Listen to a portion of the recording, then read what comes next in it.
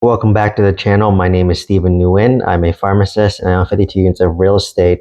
So I recently bought a primary residence, as you can see behind me, and I've been analyzing the cost of owning a home versus renting in a high cost of living market. So for me, if you've been following my journey, you know that in 2017, I bought my first primary residence, and I've been living in a primary residence from 2017 for 3 years, all the way up until 2020. And when I relocated to Southern California, where I'm at today, I rented from 2020 all the way up to 2024 in a one bedroom apartment or a studio in Santa Monica during that time. And from 2020 all the way to 2024, I was focused on buying apartment complexes to build up my rental portfolio, to get more cash flow, and to build my wealth. And most recently in 2024, when I got my new job, I am more stable. I decided to invest in a primary residence. And basically, this is the first time in 4 years where I'm actually owning a primary residence. And now I'm trying to analyze the cost and share that value with you to help you make your decision if it makes more sense to rent versus to buy a primary residence. So for me, I always assumed this rule, which was very short sighted and ignorant of me, to be honest. But I always thought in a high cost of living market, like in Los Angeles, it was typically double the cost to own a home versus to rent.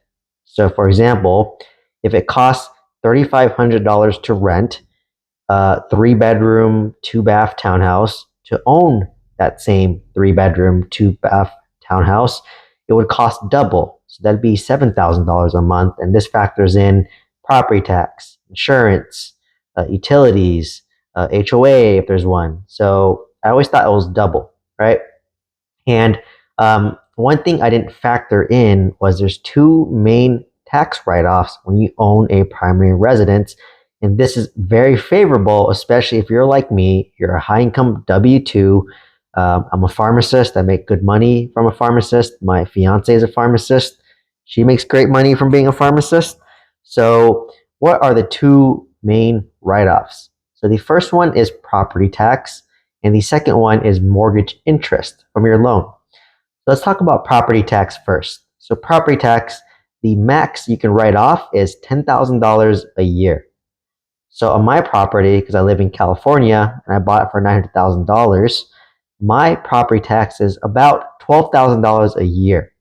So the max is $10,000 a year. So I can only write off $10,000 because that's the cap, even though I pay more than that. The next one is the mortgage interest. So the mortgage interest, there is a max as well, and the max is up to $750,000 in terms of your loan. So my loan is a $850,000 loan, so I can only write off up to $750K of interest, right? So that's my two write-offs. And keep in mind, I'm a high income W-2. My tax rate is 38% as of right now in 2024. So let me break down the house now. So my house that I'm living in right now, I bought it for $900,000. I put 5% down, and I have a 6.5% interest rate on this deal. And if you do my cost, it's $5,500 a month is my mortgage payment. And let me break down the mortgage payment. So the first part is the principal pay down, which is $1,500, and the second part is the interest, which is $4,000. So as you can see, in the beginning of a loan, the interest is way, way higher. And this is what the banks do to make money up front, right? So over the life of a 30-year loan, in the beginning, it's less principal, more interest. Towards the end, it's more principal, less interest. So the banks like to upfront how much money they make, right? So out of that $5,500 payment, $4,000 goes to interest. So if you take $4,000 a month in interest, times it by 12, that's $48,000 in interest that I can tax deduct, right? So what's my total write-off? So I get $10,000 from property tax. Remember, the max is $10,000, and my property tax is $12,000 a year. So I get capped at $10K. For my interest, it's $48,000 of interest I could write off. So total, it's $58,000 in write-offs that I can deduct against my W-2 active income. Remember, I'm in a 38% tax bracket. So if you factor that in, that's $22,000 in tax refund that I get when I file taxes in April, right? That's a pretty nice chunk of change. So if you think about it, my total all-in cost to own my real estate. So remember, $5,500 was my mortgage, which is principal and interest. If you factor in the HOA, if you factor in the property tax, if you factor in insurance, if you factor in utilities, my total monthly cost is $7,500 per month. Keep in mind, I did 5% down, so there's PMI as well. If you take $22,000, divide that by $7,500 a month, that's 3 months that I live here for free, right? Due to a tax refund. So if you factor in that tax refund, essentially, let's break down my new total monthly cost, factoring in my tax write-off from my W-2. So take $7,500 a month, which is my total monthly cost, times that by 9 months.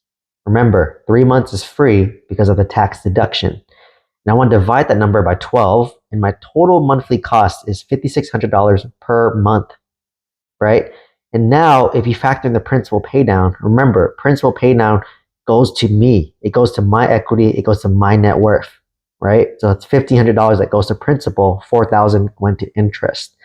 So if you take $5,600 minus $1,500, I'm paying about $4,000 a month to own this property, right? So that's my cost now, factoring in the tax deductions and the principal paydown. It's $4,000 a month for simplicity. Now let's compare that to renting, right? So I looked in Los Angeles.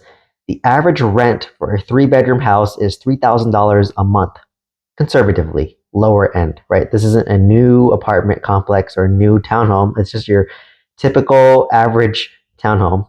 And that's $3,000. If you factor in $200 for utilities, which is what I pay right now for utilities, that's $3,200 a month, right? So now if you break it down, let's just add another $200 for repair cost or repair reserve for my primary residence because things will break, right? If the fridge breaks in my house, I pay for it. If a fridge breaks in my apartment and I rent, I don't pay for it. So let's add another $200 for reserves. So now my cost is $4,200 a month to own a primary residence versus $3,200 a month to rent. It's a $1,000 margin. So it essentially cost me $1,000 per month more to own an asset that can appreciate over time. Remember, I bought this for $900,000, and now the houses are selling for $950,000.